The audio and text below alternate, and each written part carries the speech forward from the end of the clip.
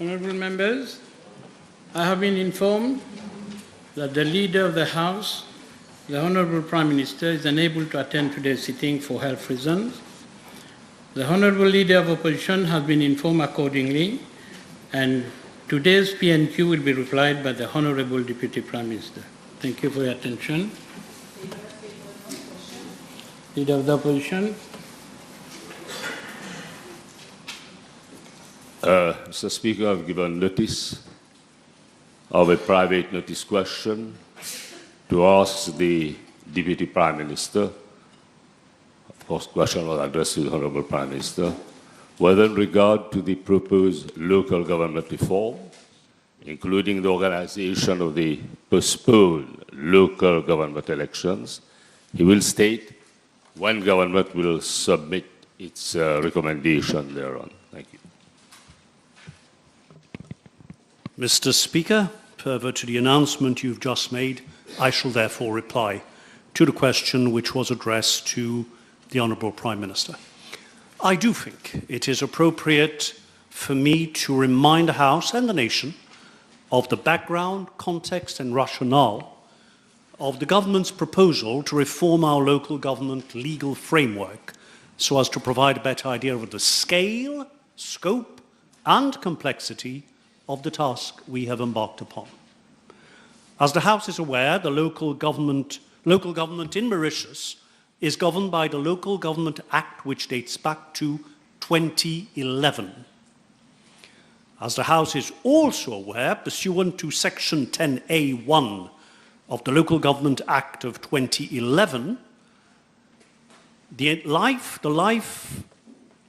the Local Government Act of 2011 as amended, the life of the entire municipal city council and the municipal town councils and entire village councils shall, unless sooner dissolved, continue for 6 years. As the House is further aware, the last village council elections were held on 22nd November 2020. As regards the municipal city council and municipal town council elections, they were last held on 14th June 2015. The last term of those councils would have ended in June 2021, therefore.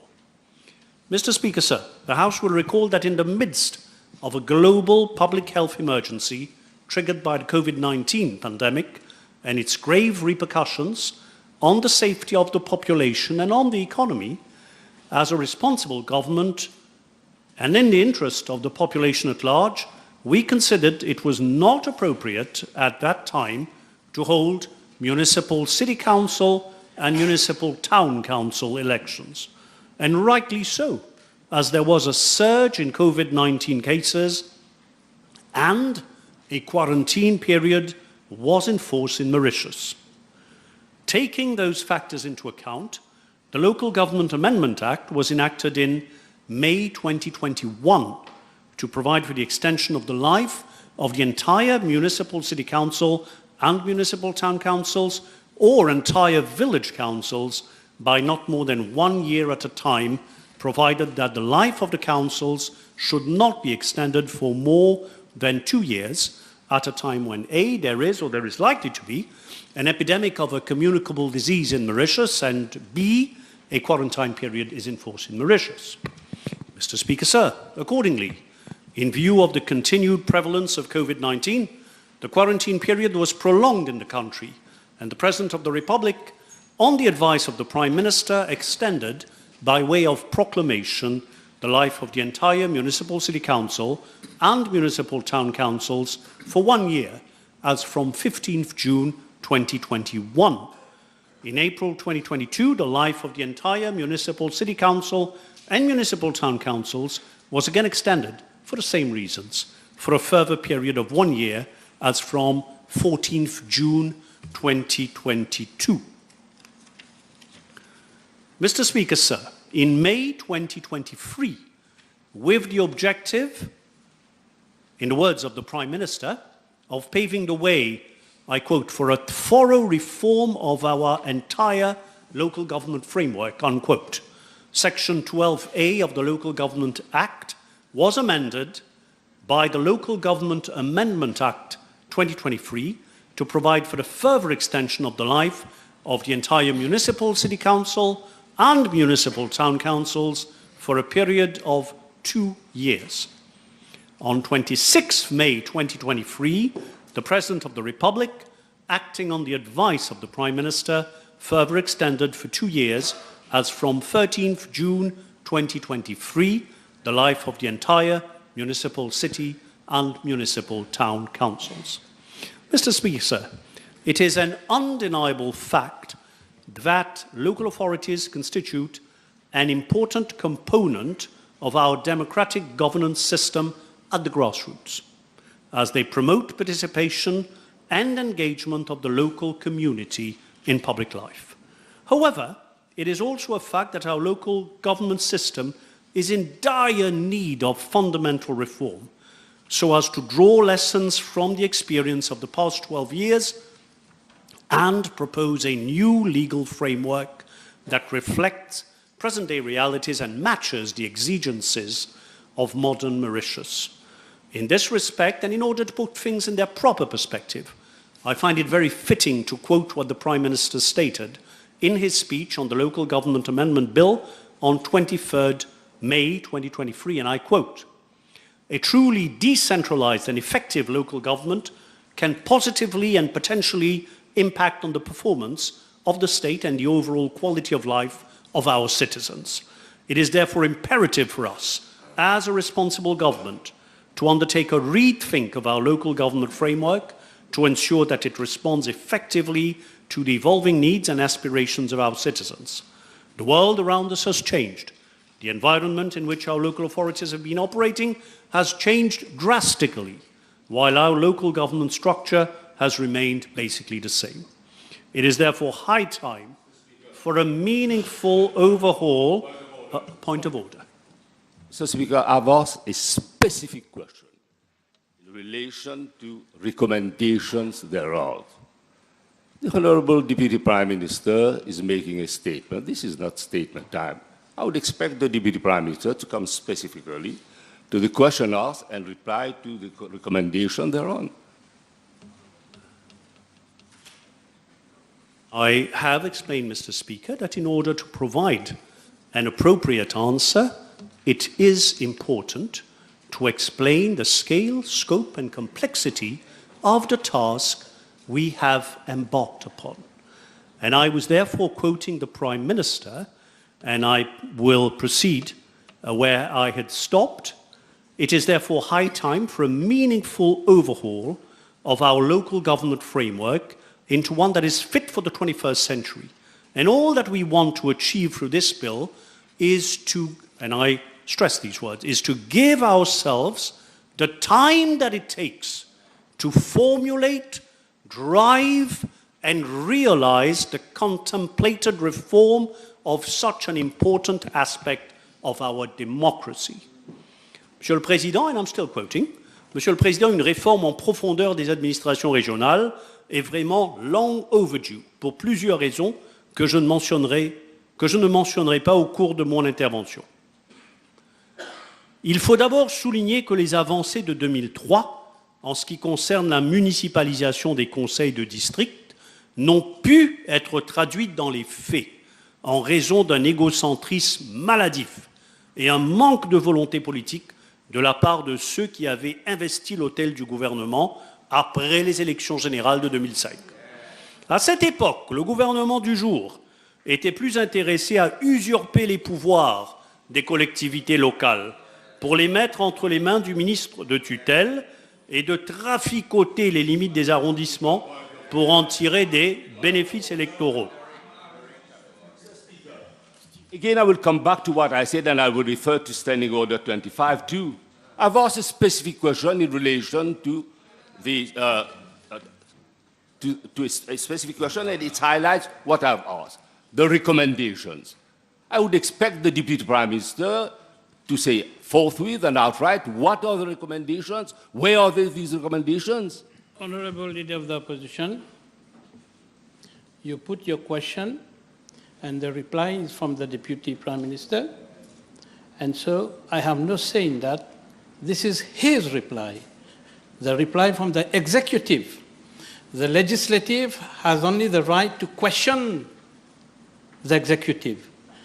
The executive is accountable giving the reply. So let the executive reply. And these kinds of point of orders, they are not point of orders. I finish with that. Let the Deputy Prime Minister reply. The PNQ is not addressed to me. Mr. Speaker, I would like to have the time to complete my answer so that I may listen to the supplementary questions of the Leader of the Opposition, if only he will allow me to do so. Now, the Prime Minister proceeded in his statement to say on avait dénoncé avec force ce gerrymandering calculé.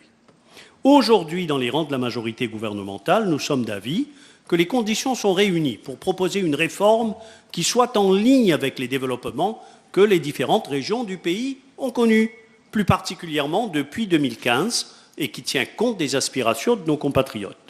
Personne ne peut nier que l'île Maurice de 2023 a complètement changé de visage en termes d'infrastructures et d'aménités, tant au niveau national que régional. Il est un fait que depuis l'avènement de la National Development Unit et les gros investissements consentis depuis 2015 par le gouvernement pour doter les villes et les villages d'infrastructures et de services modernes, la disparité entre villes et villages n'est plus d'actualité. C'est une des raisons qui motive notre décision de revoir la structure existante et le fonctionnement de notre démocratie régionale. Bien évidemment, cette proposition sur laquelle nous travaillerons au sein du gouvernement fera l'objet de consultations élargies avec les différentes parties concernées. Même si nous sommes convaincus de notre démarche, nous rechercherons le meilleur consensus possible avant d'aller de l'avant. Il est de notre avis qu'il serait approprié de prendre le temps voulu pour bien préparer la réforme avant de venir à l'Assemblée nationale avec un projet de loi bien ficelé pour être débattu et adopté. Unquote. Mr. Speaker, sir, during his intervention, the Prime Minister also informed the House that government had agreed to the setting up of a ministerial committee on local government, the composition of which is as follows. Honourable G.P. Lejonga, Minister of Energy and Public Utilities, as chairperson. Dr. the Honourable M.A. Hasnu, Vice Prime Minister, Minister of Local Government and Disaster Risk Management. Honourable A. Ganu, GOSK, Minister of Land Transport and Light Rail. Honourable F. Jiwa Doriaou, GCSK, Minister of Social Integration, Social Security and National Solidarity. Honourable K. Ramano, Minister of Environment, Solid Waste Management and Climate Change. Honourable M. Gobin, Attorney General, Minister of Foreign Affairs, Regional Integration and International Trade. Honourable Dibal Gobin, Minister of Information, Technology, Communication and Innovation. Honourable Etilak, Minister of Arts and Cultural Heritage. And Dr. the Honourable A. Ramdeni, Minister of Public Service, Administrative and Institutional Reforms. Mr. Speaker, sir, the terms of reference of the Ministerial Committee are precisely to examine and make recommendations on A, local government reform in Mauritius, B, the advisability of creating additional municipal councils, C, the need to redefine boundaries of local authorities, D, the advisability of holding local council elections concurrently or in the wake of general elections, and E, any other ancillary matters. Mr. Speaker, sir, government has also set up a technical committee to assist and support the Ministerial Committee in its assignment. The technical committee is composed of A, the Senior Chief Executive, Ministry of Local Government and Disaster Risk Management, B, a representative of the Prime Minister's Office, C, a representative of the Attorney General's Office, D, a representative of the Ministry of Finance, Economic Planning and Development, E, the Mayor of the Municipal Council of Vakwa Phoenix as representative of municipal councils, F, the Chairman of the District Council of Moka as representative of district councils. Mr. Speaker, sir, the Ministerial Committee is working according to its terms of reference and consultations with local authorities are underway. I'm informed that the Ministerial Committee has so far held 2 meetings and the next one is scheduled for next week. On the other hand, the Technical Committee has so far met on 4 occasions and made submissions to the Ministerial Committee. I also wish to point out that in order to pursue its assignment, the Ministerial Committee has to take into account the recommendations contained in the report of the Electoral Boundaries Commission, which in the meantime, in the intervening period, has been approved by the National Assembly on 19th December 2023. The new delimitations of the boundaries of the constituencies have impacted on the boundaries of several local government areas, which were aligned with the constituency boundaries as delineated in the 1999 recommendations of the Electoral Boundaries Commission. It is also noteworthy that the boundaries of the City Council of Port-Louis, Town Councils of Beaubassin-Rosil, Quatre-Bornes and Vauquois-Phoenix, and the boundaries of all 7 district councils have to be altered to align them with the new constituency boundaries recommended in the 2020 report of the Electoral Boundaries Commission. Mr. Speaker, sir, I wish to highlight that the Ministerial Committee also has to bear in mind a constitutional challenge lodged before the Supreme Court following the extension of the life of the municipal city and municipal town councils in 2023. As the House is aware, the Supreme Court, in its judgment delivered on 19th June 2024 by the Chief Justice, held that, and I quote, A, Parliament was empowered to validly enact Section 12A(1)(a) of the Local Government Act and provide for an extension of the life of the municipal councils, and B, Section 12A(1)(a) of the Local Government Act is not inconsistent with and does not contravene Sections 1 and 45 or any other provision of the Constitution, unquote. Mr. Speaker, sir, it is apposite to note that this is not the first time that local government elections have been postponed. Let me remind the House that in 1971, the Municipal Council of Vauquois-Phoenix was suspended, and the powers, functions, rights and duties vested in and performed by the Council were vested in and performed by a commission appointed by the then Minister of Local Government. Local government elections, which were due to be held in 1971, were postponed to be held not later than 15th September 1972. However, no local government elections were held in 1972. Furthermore, the Municipal Council of Port-Louis, Quatre-Bornes, Cupip and Beaubassin-Rosil was suspended and replaced by commissions appointed by the then Minister of Local Government in 1974. The commissions exercised the powers vested in the municipal councils until April 1977, when the municipal council elections were held. It is worth noting that no reason was specified in the orders for suspending the municipal councils and that members of the commission were replaced annually by the minister responsible for local government, not by the electorate. Mr. Speaker, sir, furthermore, in 1979, municipal elections due to be held that year were not held, and between 1979 and 1982, the municipal councils were suspended and 5 separate commissions were appointed in their place. Again, no reason was specified in those orders suspending the municipal councils, and the members of the commission were appointed by the minister responsible for local government, not by the electorate. In 2002, village council elections, which were due to be held, were postponed for 3 consecutive years in a row, with the consequence that the mandate of existing village councils was extended to 2005. Again, no reason was specified in the enactment postponing the village council elections. In 2010, municipal elections due to be held that year were postponed for 2011. However, they were not held in 2011, and following the enactment of the Local Government Act 2011, no reason was specified in the relevant amendments. Mr. Speaker, sir, the House will agree that a complete overhaul of our local government framework, as envisaged by the government, is a complex and time-consuming exercise. In this regard, I can do no better than quote Honourable Paul Béranger himself, who during the debates on the Local Government Amendment Bill, number 14 of 2003, stated, and I quote, "I am saying, Mr. Speaker, sir, that we took time in the case of the Rodrigue Regional Assembly. And as in the case of the Local Government Act, we are taking time to make a success, as in the case of Rodrigue," unquote. Mr. Speaker, sir, being given that a reform of local government framework of such a scope and scale raises complex and multifaceted issues with various implications, including financial, the matter has to be examined carefully and has to be given the time that it takes. As I stated earlier, the Ministerial Committee is still working on its assignment, and it is premature at this stage for government to indicate a date for the submission of its recommendations.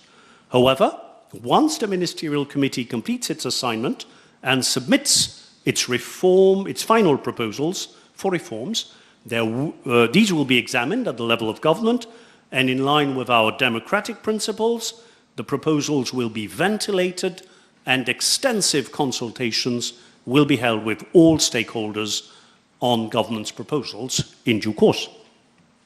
Monsieur le Président, la population sait pertinemment bien que ce gouvernement a toujours honoré ses engagements envers la nation. Nous avons donné la preuve concrète de notre sérieux à maintes reprises, comme à l'occasion de la présentation récente de la Political Financing Bill. Et dans le cas de la réforme des administrations régionales, nous avons la ferme intention de mener à bien la mission que nous nous sommes donnée. The reply full of sound, fury signifying nothing. Mr. Speaker, can I ask the Deputy Prime Minister whether he will table the minutes of the proceedings of the two meetings which were held by the Ministerial Committee? Certainly not, Mr. Speaker. The leader of the opposition, who I am sure does not want to put questions full of sound and fury signifying nothing, knows full well that is not the practice of government, of any government for that matter.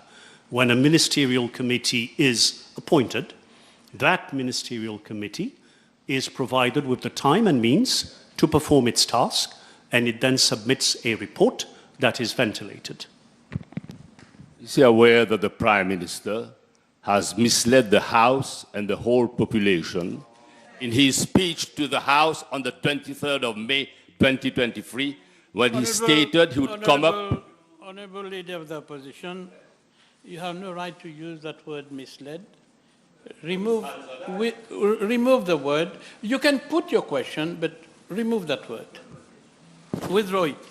But let me... withdraw the word first. Okay. You withdraw. You want me to withdraw the word misled? Yeah. All right. Put your question. Is the Deputy Prime Minister whether the Prime Minister has been telling the truth to the House and the whole population in his speech to the House delivered on the 23rd, 2023, when he stated he would come up with recommendations on the reform of local government before March 2024.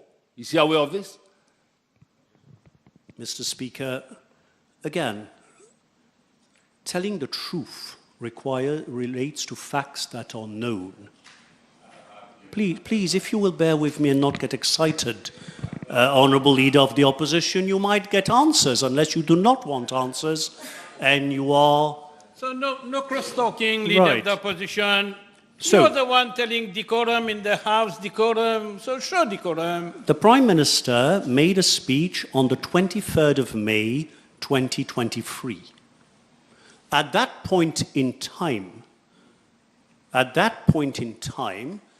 the Ministerial Committee had not come into operation, had not started its work.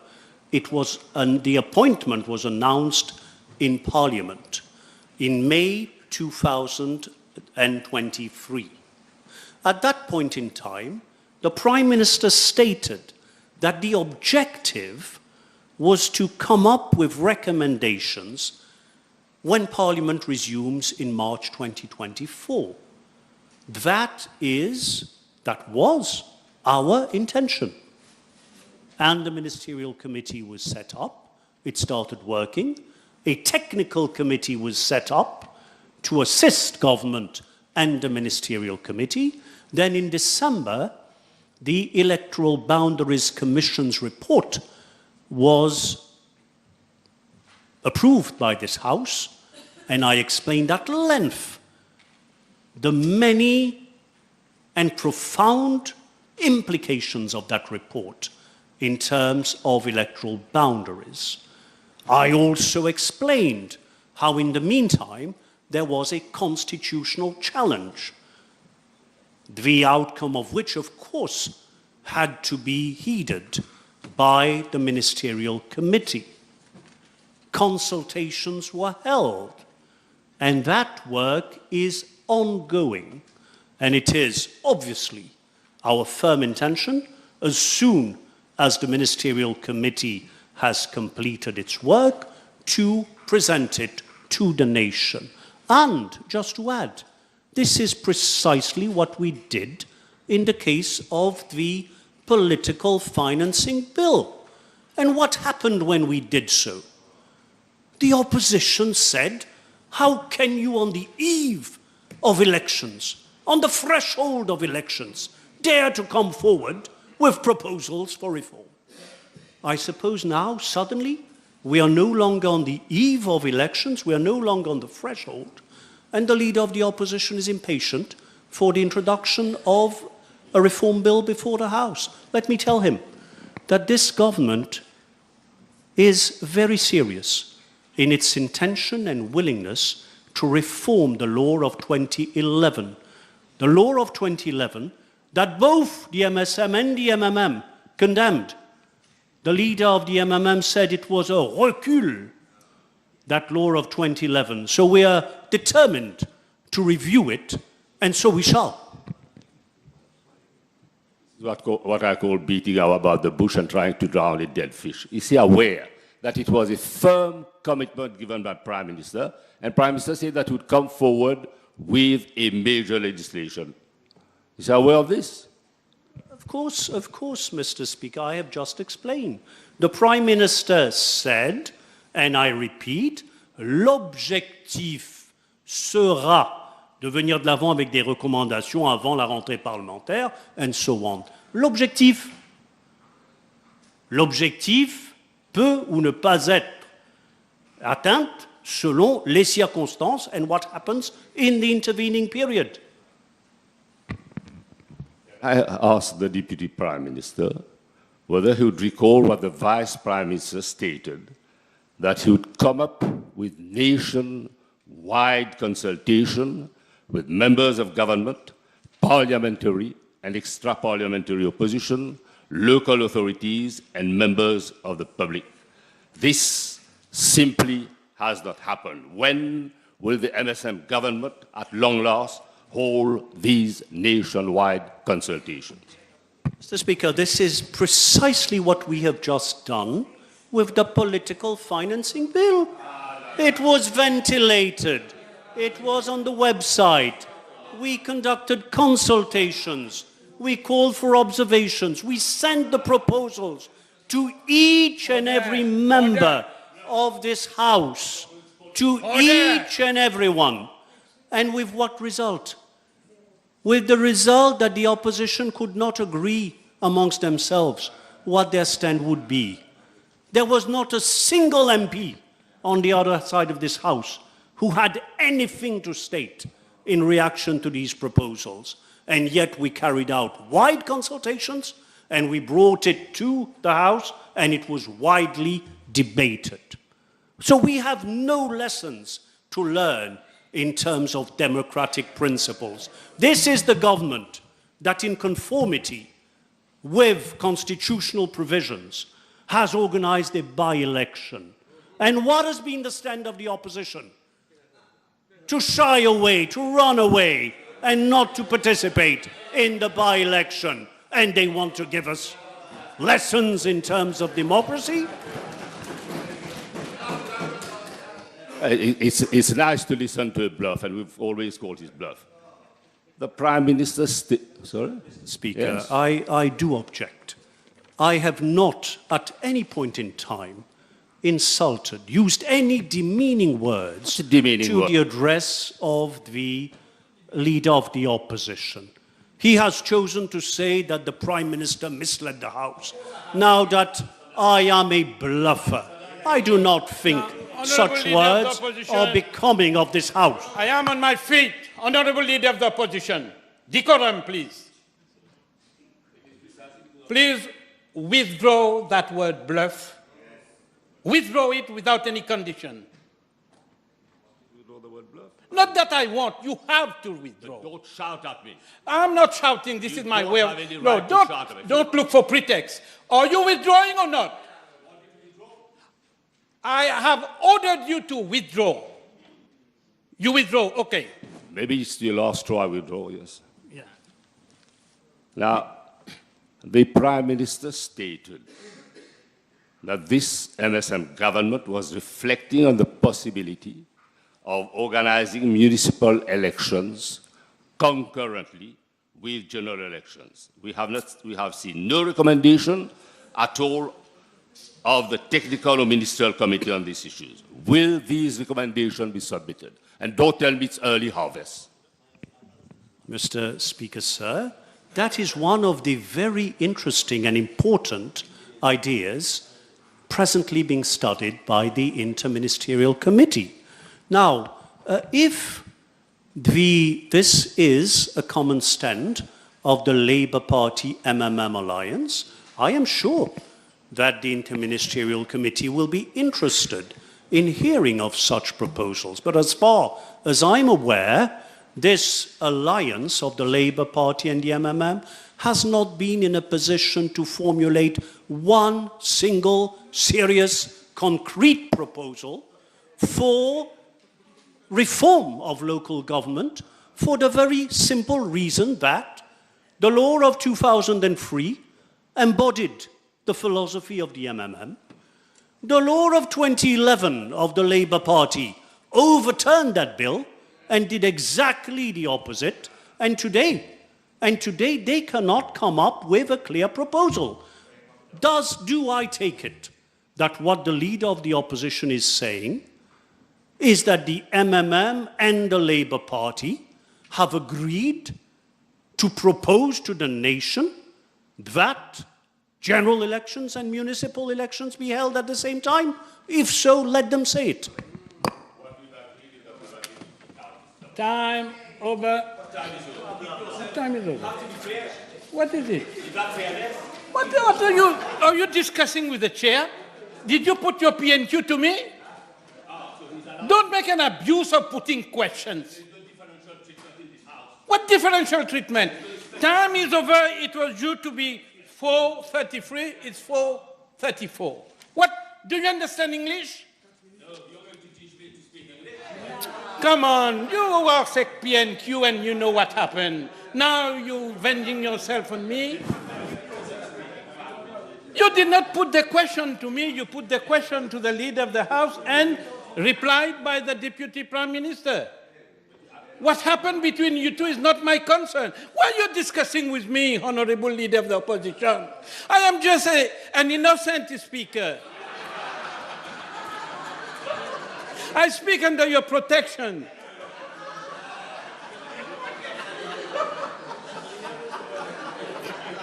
You can't fight the government, you fight me.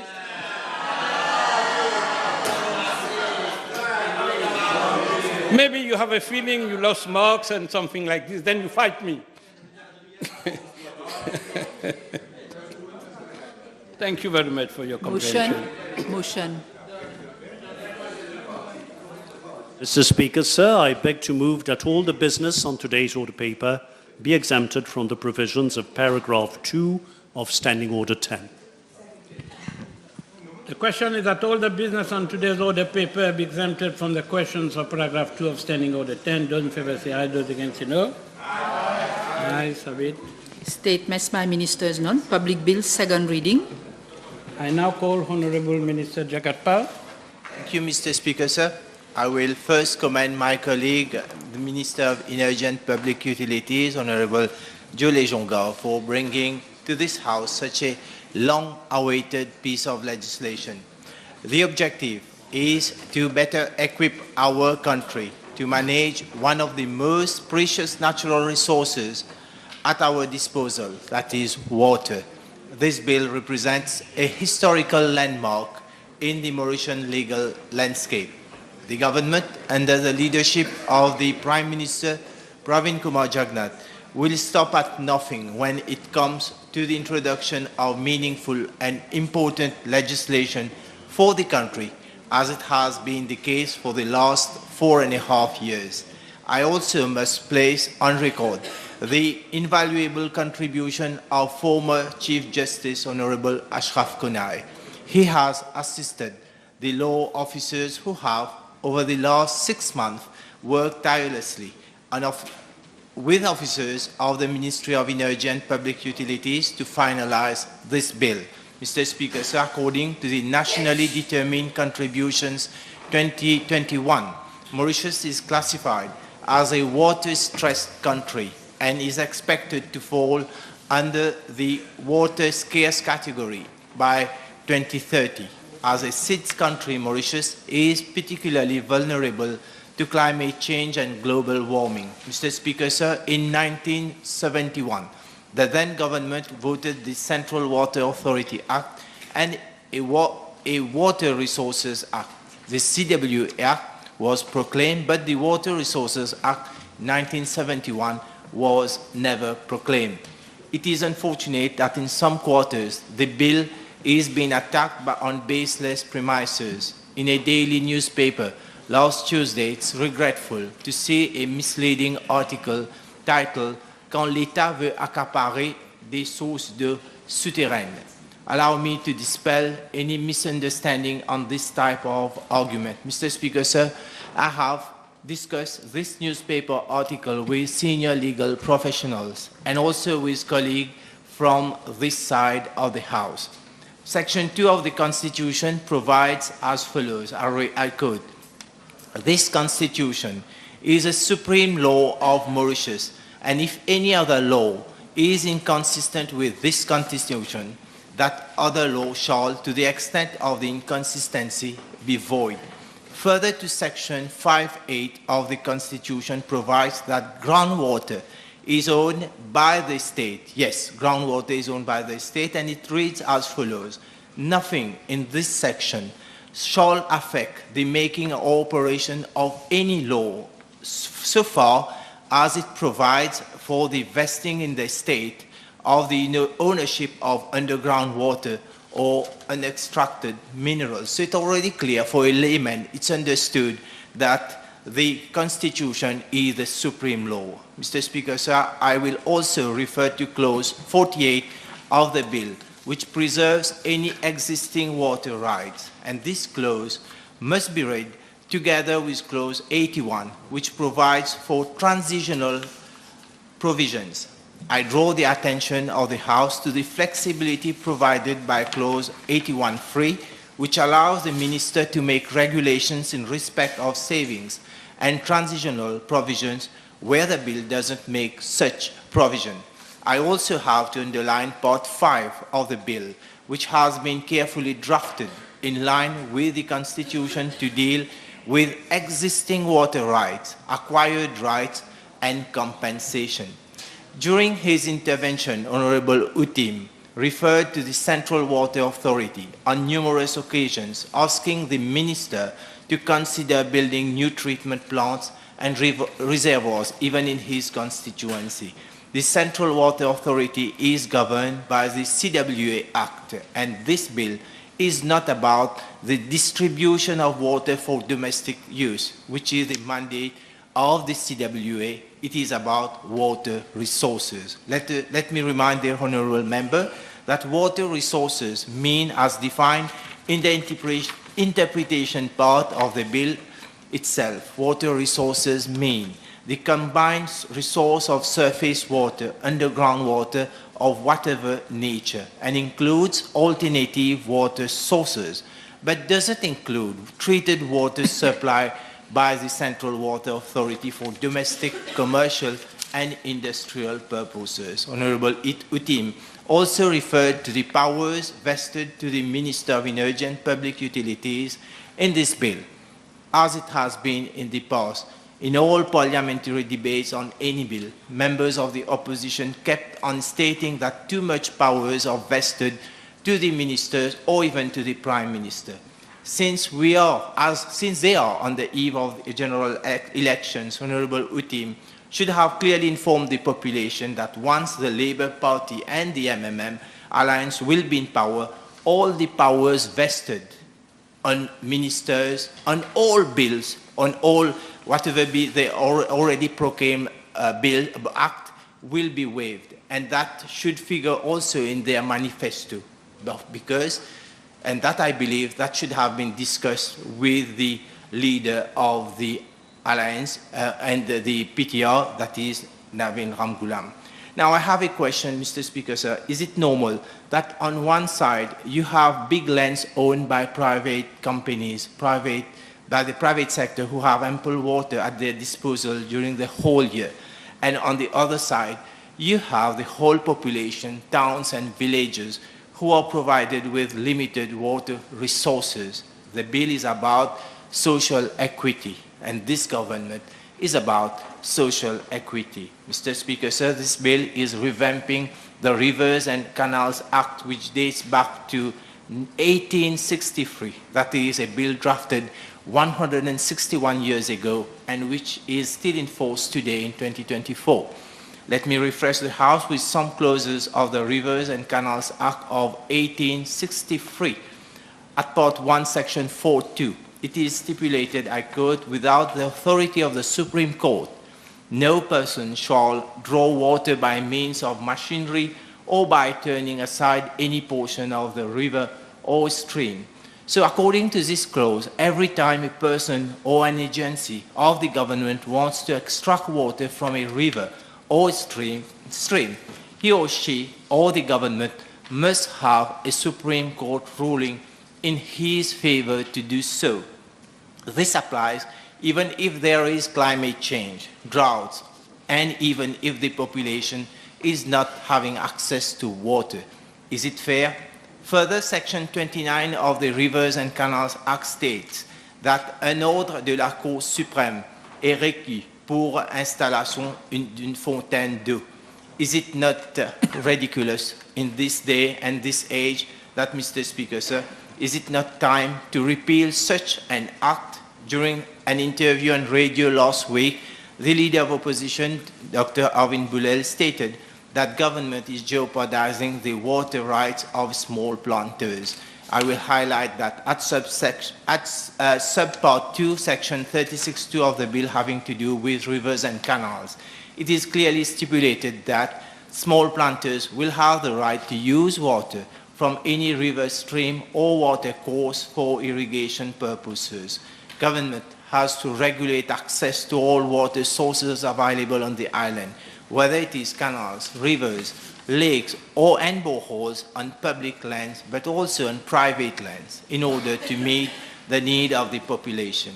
Mr. Speaker, according to the seasonal outlook report for winter 2024 by the Mauritius Meteorological Services, the cumulative rainfall will be around 600 millimeters, which is below the long-term mean. And coupled with lesser rainfall, Mauritius is also faced with the problem of muddy water, which usually follow heavy or torrential rains. So having lots of rain doesn't necessarily mean that the population will be having ample access to drinking water unless there is an efficient system of water management, treatment, and distribution. Climate change is taking its toll already in different parts of the world. In Australia, for example, almost a dozen towns across the region of New South Wales are faced with unprecedented drought since 2019. This phenomenon has been dubbed Day Zero in Australia. That is the point where drinking water is not available at all. Water infrastructure developers have announced this week the construction of a 150 gigalitre water desalination project in Western Australia. This project will cost $5 billion. Nearer to Mauritius, in the Indian Ocean itself, the island of Mayotte has been faced with severe drought in September 2023. Drinking water was available only 1 in 3 days for the inhabitants of Mayotte. Due to this situation, schools and colleges were closed and many businesses went bankrupt, while many islanders landed in hospital with digestive issues. Let us for a moment reflect on such a situation in Mauritius, where reservoirs dropped to some 20%, and that there is no forecast that rain will fall in the next couple of weeks. Let us ponder on what will happen if 90% of regular water supply for domestic purposes has stopped. Any government would have introduced some kind of measures to relieve the population. That is why this bill is meant for, contrary to the outcry of some, that their water rights are being put at risk. We should not forget that Rodrigues is a water-strained island. According to the Global Risk Report of the World Economic Forum, published in January 2024, extreme weather events will be the world's most severe risk from 2024 to 2026. El Nino will lead to breaking heat records and lead to extreme heat waves, cyclones, droughts, wildfires, and flooding. 2023 was the warmest year on record according to the World Meteorological Organization. The Intergovernmental Panel on Climate Change has reported that human influence has significantly warmed the atmosphere.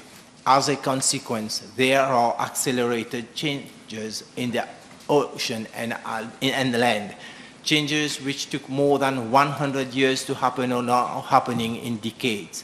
According to the World Weather Attribution Program, unprepared states and countries are particularly at risk. Those who are today voicing out against this bill will no doubt state that government has done nothing when it comes to preparedness. According to the Ministry of Environment document, Vulnerability of Mauritius to Climate Change is the biggest and most complex challenge facing the international community today and for years to come. According to the World Risk Report 2021, Mauritius ranks 51st out of 181 countries for risk of disaster from extreme natural events. It means that Mauritius is among the first-tier countries to face the impact of extreme natural events. Mr. Speaker, sir, according to the Water Resources Unit, 50% of domestic water supply in Mauritius is derived from underground water. That is some 163 boreholes out of 604 boreholes. 211 boreholes are used for irrigation and 230 for industrial purposes. Many of these boreholes are found on private lands which are not under the direct jurisdiction of the state. The remaining 50% is derived from surface sources like reservoirs, dams, and rivers. God forbid, we do not fall into a situation where water is not accessible to the whole population, or that water is accessible only to a few selected people who own the private lands. What will happen then? Will government have to introduce regulations like during the COVID-19 peak period? It's our mission on this side of the House to ensure that water is available for the population now and also for future generations. This is why we need a robust legislation. We need a legal framework which caters for new and sustainable means of water supply, like the desalination of sea and brackish water, rainwater harvesting, atmospheric water generation, recycled water, and reuse of treated wastewater. We have to ensure provision of water for our 1.2 million people and also for some 1.4 expected tourists to visit our country for this year. The tourism peak period coincides with the dry season in Mauritius, spanning from October to February, where the demand for water goes significantly up. Mr. Speaker, sir, the elaboration of a legal framework for the holistic and sustainable water management resources has remained outstanding for years. There is the need to reinforce water protection measures due to the increase in industrial and commercial activities as the economy pursues its economic growth trajectory. This legislation is also taking into consideration adverse impacts of climate change. The ultimate goal is to make optimal use of our water resources for the benefit of the whole population. I thank you, Mr. Speaker, sir. I now call Honorable Danu. Speaker, sir. Mr. Speaker, sir, first of all, I would like to thank my colleague, Honorable Georges Pierre-Lejonga, Minister of Energy and Public Utilities, for bringing this important legislation to the House. As has been mentioned by the Minister in his last speech, the importance of this bill in our present era. Mr. Speaker, sir, the main objective of this bill is to first provide a legal framework for the use, management, control, protection, conservation, and sustainable development of water resources in Mauritius. Second, safeguard the immediate and long-term public interest for equitable access to water. Third, to ensure water security and resilience. Fourth, to establish a water resource commission. Fifth, to promote the efficient use of water. Make provision for in connection with matters incidental and connected thereafter. Mr. Speaker, sir, my first part of intervention, I'll speak on water resources worldwide. Second part, I will speak on global water crisis. And third part, on the long-term solution for water scarcity. And last, I will speak on the salient features of the bill. Mr. Speaker, sir, freshwater resources is a problem not only in Mauritius, but worldwide. As we say, water is life. Yet, as the world population mushrooms and climate change intensifies, droughts, over 2 billion people still lack access to clean, safe drinking water. By 2030, water scarcity could displace over 700 million people, as per report of the United Nations.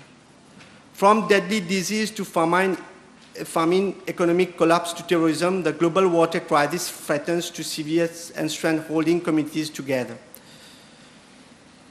But this ambiguous yet unequally distributed resources underscore the precarious interdependence binding all nations and ecosystems, and show that the urgent need for bold collective action to promote global water security and avert the humanitarian, health, economic, and political catastrophe that unchecked water stress promises. Mr. Speaker, sir, with existing climate change scenario, as I said, almost half of the world population will be living in areas of high water stress by 2030. In addition, water scarcity in some arid and semi-arid places displaces between 24 million to between 700 million people. Mr. Speaker, sir, in Africa alone, as many as 25 African countries are expected to suffer from a greater combination of increased water scarcity and water stress by 2025. Sub-Saharan regions are experiencing the worst of crisis, with only 22 to 34% of population in at least 8 sub-Saharan countries have access to safe water. Fortunately, Mauritius is among one of them. Mr. Speaker, sir, Mauritius consists of 5 major river basins, and the largest are the Grand River South, East, and the Grand River Northwest. Most rivers are perennial, originating from the Central Plateau, and Mauritius has 5 main aquifers. There are 7 impounded storage reservoirs: Morvacqua, La Ferme, Maolong, La Nicolière, Piton du Milieu, Midlands Dam, Bacadel Dam.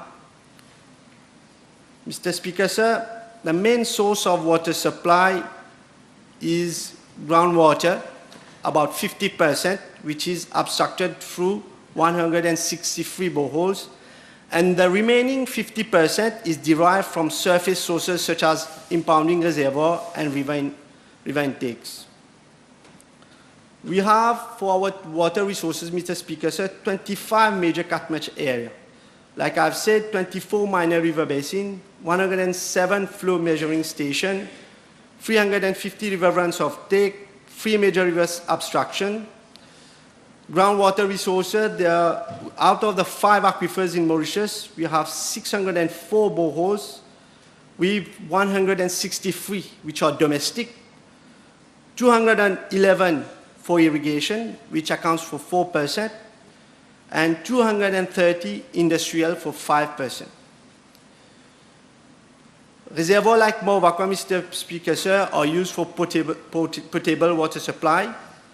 La Nicolière Reservoir, the purpose is for storage of water supply to potable use as well as the industrial and irrigation purposes. Piton du Milieu, Mr. Speaker, sir, the storage of water is also for potable use. La Ferme Reservoir, the storage of water for irrigation purposes. Morlong, the purpose is for use for hydropower generation at Tamara and Magenta Power Station and also for irrigation. Midlands Dam, the storage of water for potable use and irrigation purposes. And Bagatelle Dam, the storage of water for potable use. Mr. Speaker, sir, water security or reliable access to adequate quantities of acceptable quality water for health, livelihood, ecosystem and production has become an urgent issue worldwide. This crisis has far-reaching implications for global health, food security, education, economics and politics. As water resources dwindle, conflicts and humanitarian issues of access to clean water will likely increase. Climate change also exacerbates water scarcity in many parts of the world. Addressing this complex and multifaceted crisis requires understanding its causes, impacts, and potential solutions across countries and communities. Mr. Speaker, sir, the global water crisis stems from a confluence of factors, including growing population, like increasing water consumption, poor resource management, climate change, pollution, and lack of access due to poverty and inequality. The world population has tripled over the last 70 years, leading to a greater demand for freshwater resources. Agricultural, industrial, and domestic water usage have depleted groundwater in many regions faster than it can be replenished. Agriculture alone accounts for nearly 70% of global water withdrawals, often utilizing outdated irrigation systems and water-intensive crops. Climate change has significantly reduced renewable water resources in many parts of the world. Like glaciers are melting, rainfall patterns have shifted, droughts and floods have intensified, and temperatures are on the rise, further exacerbating the crisis. Mr. Speaker, sir, 70% of the planet is covered in water, a key resource for almost every aspect of life, and a major factor in health, peace, and security across the world. SDG 6 look to ensure availability and sustainable management of water and sanitation for all by 2030, a quite ambitious task considering that 2.3 billion people, or 1/4 of the world's population, live in water-stressed countries. Physical water scarcity refers to lack of sufficient water in areas, whereas economic water scarcity occurs when people cannot afford access to water. The consequences are disproportionately felt by the poorest and the most vulnerable. Although there is no international mandate, governments around the world, Mr. Speaker, sir, have implemented policies and strategies to help tackle this issue. Water scarcity, Mr. Speaker, sir, like I've said earlier, it poses risk to health, sanitation, food production, energy generation, economic growth, and political stability worldwide. Conflict over shared waters are likely to intensify without concerted global action. The effects of water scarcity are not confined to obvious health, poverty, and disease-causing issues. According to water.org, nearly 1 million people die every year from water, sanitation, and hygiene-related diseases, all of which could be reduced by securing access to safe water and sanitation. Water is a lifeline, not only for human survival, but also for food production. Mr. Speaker, sir, it is estimated that over 140 million people will be forced to migrate within their countries by 2050 due to climate change.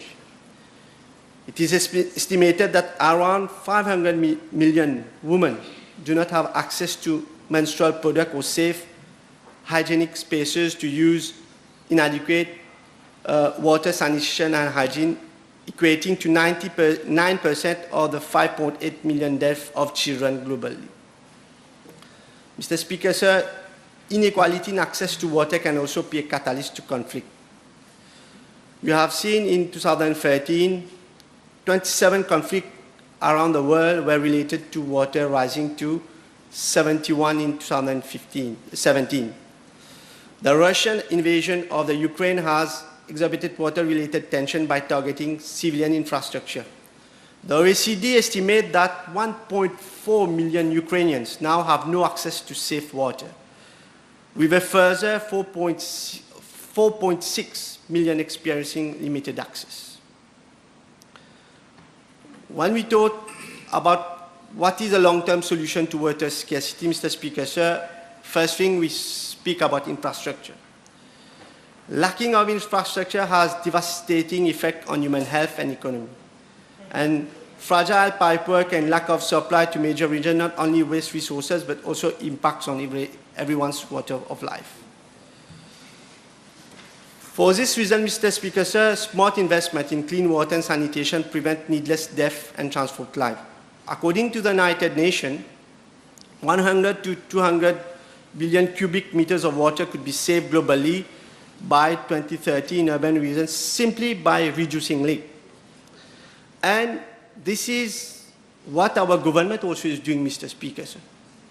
When we have been talking about water replacement scheme, the in-house water pipe replacement scheme. But what have we seen, Mr. Speaker, sir? Criticism from the opposition.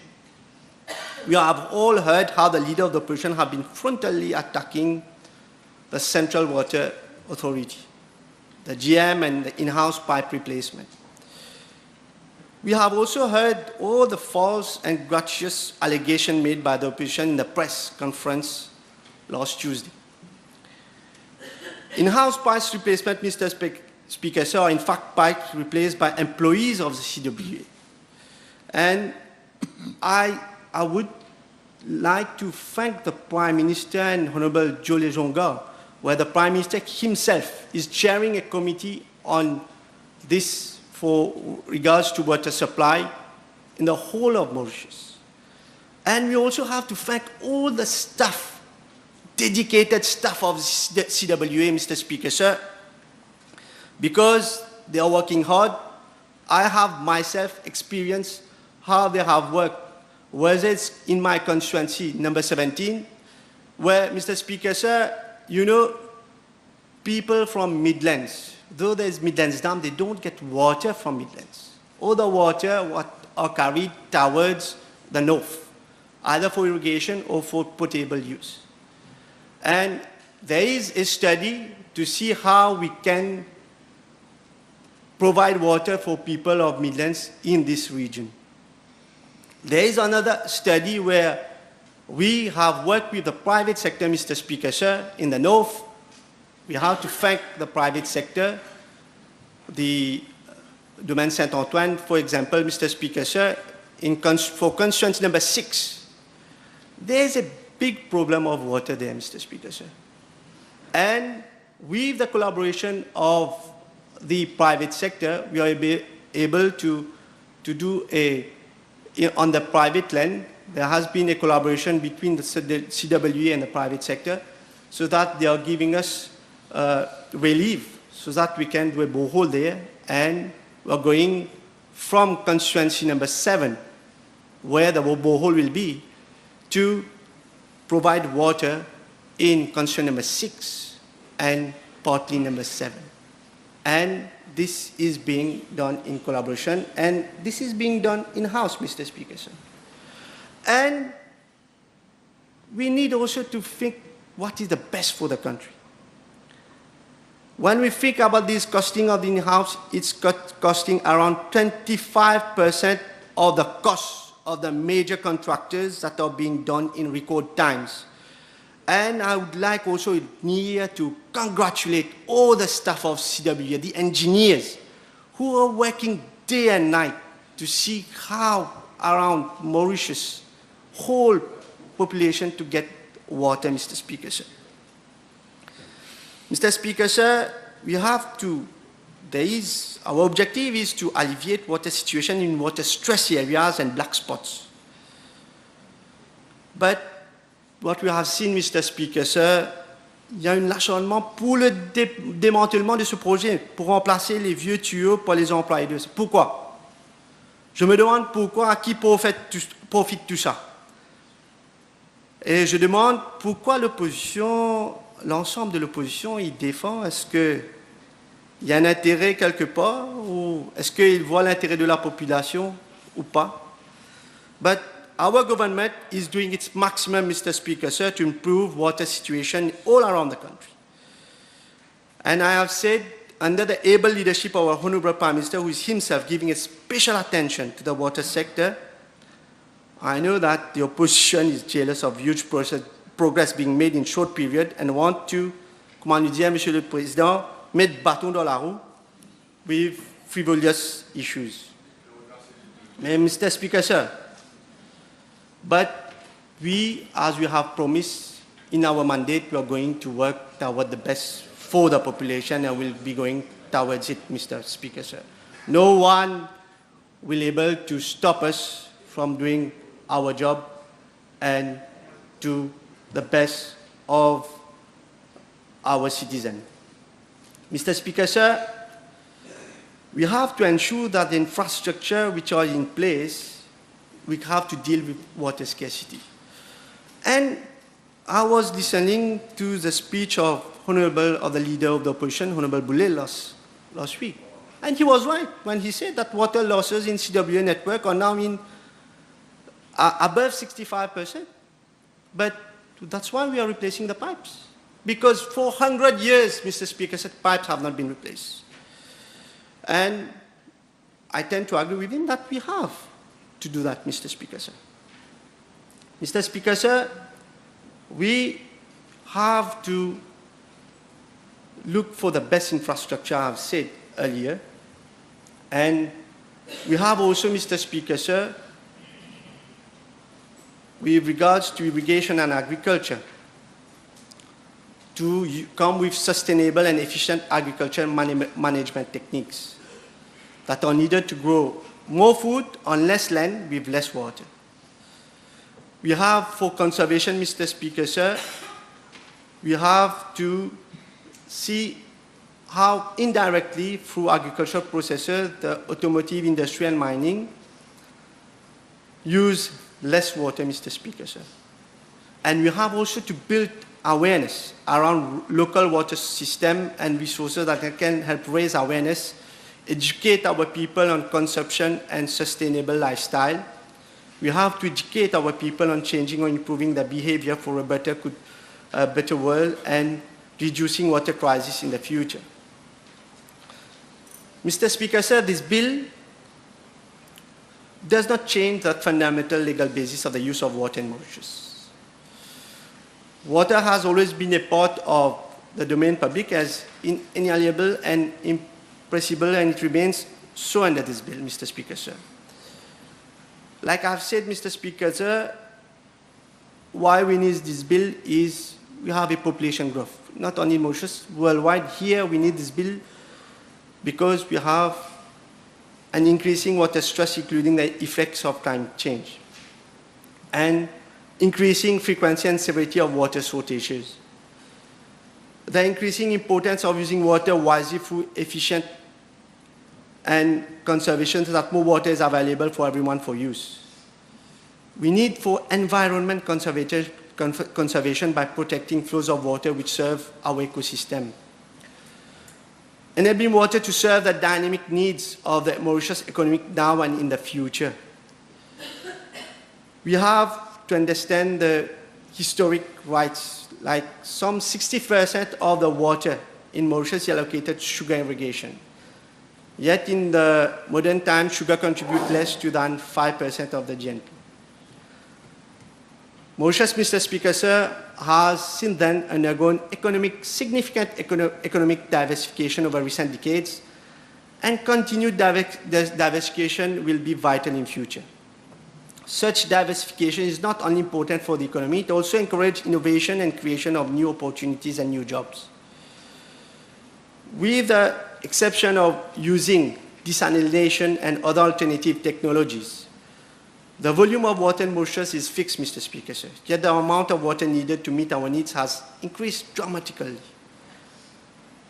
We continue to build new dams to capture rainwater, which could otherwise be lost to the sea. However, the number of economically viable dam sites is limited, Mr. Speaker, sir. We cannot continue on building new dams forever, Mr. Speaker, sir. Therefore, it is now time to manage our water resources much more effectively and efficiently. Modern best practice in this regard is to introduce water use permit, as seen in many countries in recent times, included, for example, in Australia, Canada, China, Brazil, UK, New Zealand, Kenya, and Uganda. Mr. Speaker, sir, the River and Canals Act, the principal water law of Mauritius, has not seen any significant, I have heard from many of my colleagues speaking before me, since it was introduced in 1863, over 160 years ago, Mr. Speaker, sir. Without a water law which is enable to country to adapt to the modern water stress and climate change, Mauritius is lacking a key tool to adapt to the climate change, ensure sustainable water supply for the people, the economy, and the environment, and critically to adapt to climate change, Mr. Speaker, sir. Mr. Speaker, sir, the legacy of the historic water rights system means it's very difficult to address modern water needs. So much has changed since those historic water rights were issued. It is extremely difficult to determine if those historic rights remain in conformity with their original purpose, which was overwhelming for irrigation of the sugar cane field in the past, Mr. Speaker, sir. So, Mr. Speaker, sir, it is very difficult to determine how much water is available in Mauritius for allocation to increasing and new demands. The historic water rights system has ended up in a stalemate because it has been overtaken by the passage of time, Mr. Speaker, sir. We need a modern day approach. We ought to manage our water resources responsibly and effectively. The introduction of the concept of water use permit in the bill is a strong tool to use, control, manage, conserve, and protect water. The bill for the water use permit will allow a proper water audit for its reallocation thereafter. CWA uses almost the same volume of water as the agricultural sector, yet we have no information on the efficiency of the network in the sector. The bill will give also a boost to the agricultural sector, as has been mentioned by the Honourable Mr. Mahen Kumar Singh for the small planters, and will be allowed to use water from rivers, streams, or water courses. And he has explained lengthily on it. I won't dwell into it, Mr. Speaker, sir. Water has to be available to support such diversification to make the economy stronger and more resilient, and towards adoption and practice of smart agriculture. Mr. Speaker, sir, the expansion of, like I have said by the Honourable Siratan last in his speech, it will promote expansion for sheltered farming, growth of diversified organic food production, healthier food, healthier people. Mr. Speaker, sir, the bill adopts the principle of integrated water resource management to ensure long-term water scarcity and sustainable of water resources and domestic use of water. Mr. Speaker, sir, the need for effective policy founded in evidence-based decision means recognizing water value in different societies and implementing integrated approaches to water resource management. We also have to have our political commitment and leadership, technological innovation, as well as breakthrough in service delivery and financing model that are all needed to support government in delivering their commitment to SDG 6.2, building strong institutions and facilitating dialogue and information system that can support resource management. Mr. Speaker, sir, I will end my speech on on a declaration from the Vice President of the World Bank, Mr. Ismail Siraj Jalil. Open quote, many of the wars of the 20th century were about oils, but wars of the 21st century will be about water unless we change the way in which we manage it. Thank you, Mr. Speaker, sir. Remember, let's suspend the sitting for 30 minutes.